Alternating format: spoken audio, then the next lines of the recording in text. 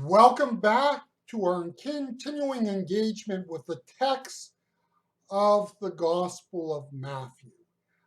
We will be looking at Matthew chapter 20, and I'm going to be reading a larger section, verses 3 to 12.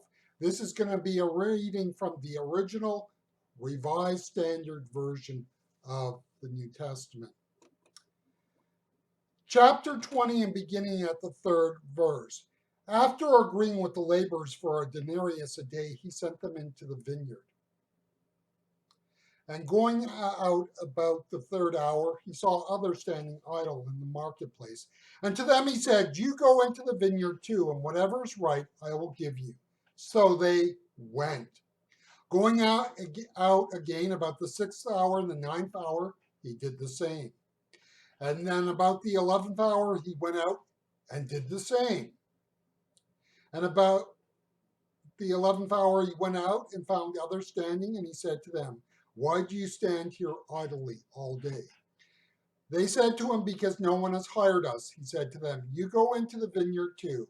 And when evening came, the owner of the vineyard said to his steward, "Call the laborers and pay them their wages, beginning with the last up to the first." And when those hired about the 11th hour came, each of them received a denarius. Now, when the first came, they thought they would receive more, but each of them also received a denarius. And on receiving it, they grumbled at the householders, saying, "These last worked only 1 hour, and you have made them equal to us who have borne the burden of the day and the scorching heat." We have said that this parable is rooted in the reality of Jesus' time and place. Jesus had a style where he started with the expected and moved to the unexpected. To hire people for a day's work was normal. The way that this parable unfolds with various returns to town to hire people at different points during the day was not something that would have been done. And that way, as Jesus unfolds these details, his first audience will be understanding that there is something significant in what is being said here. The fact that there were people who did not get hired and were still available late in the day is not all that surprising or unusual. It was the fact that the landowner kept going out and hiring more labor. So those first hearers were being drawn into the punchline of the parable.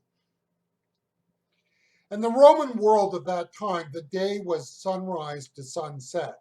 And in that sense, it was 12 hours, whether it was high summer or whether it was springtime. The day was 12 hours, regardless of what time of the year it was.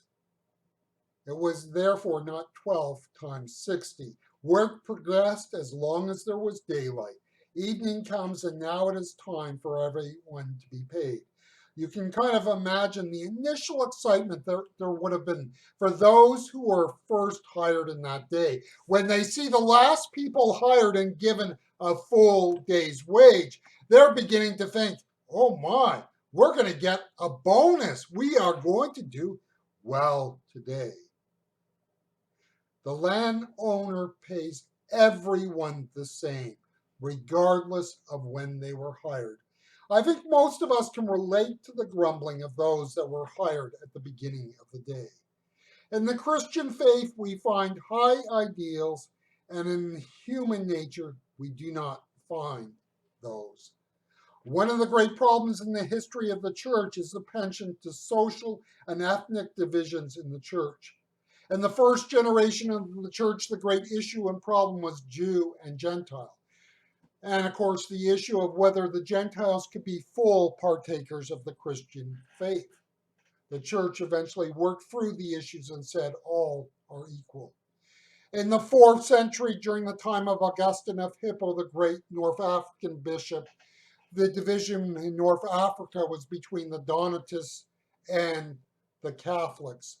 And there were historic reasons for not important here. But they divided the church and created dissension between Christians. In the United States, we can think of the historic divisions that exist between African American churches and white American churches. We can think of great church movements that are African American orientation. In other words, there is this division in the church in the United States historically between African Americans and white or European Americans, I guess we could say.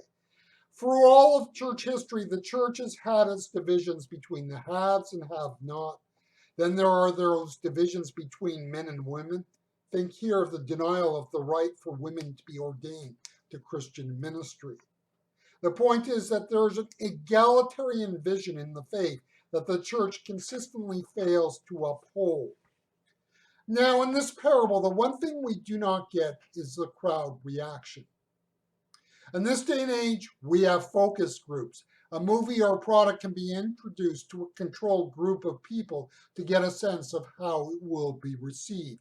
The feedback is then used to tweak the product or the way it is presented or will be presented. You think here of advertisements.